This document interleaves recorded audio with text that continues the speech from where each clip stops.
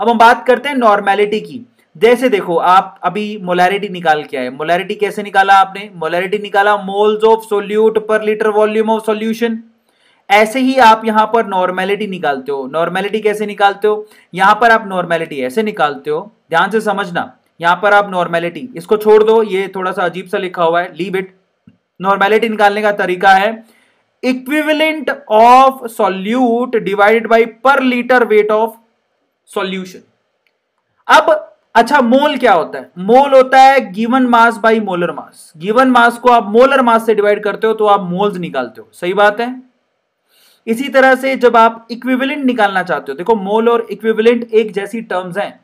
अगर आपने मोल निकाला तो क्या किया? Given mass by molar mass. अगर आपको इक्विवेलेंट निकालना है तो क्या करना पड़ेगा? Given mass by equivalent mass.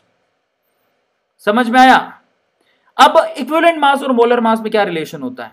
If you want to calculate equivalent mass which is equals to molar mass divided by n factor। और n factor क्या होता है मैं बहुत बार कैलकुलेट करके दिखा सकता हूं। किसी भी एसिड के लिए n factor होता है H+ कितने दिए, किसी भी बेस के लिए n factor होता है OH- कितने दिए। समझ में आता है? सो यहां पर ओवरऑल मोलैरिटी का मतलब होता है मोल पर लीटर वॉल्यूम, तो नॉर्मेलिटी का मतलब होता है इक्विवेलेंट पर लीटर वॉल्यूम। आया समझ में? Oh my God.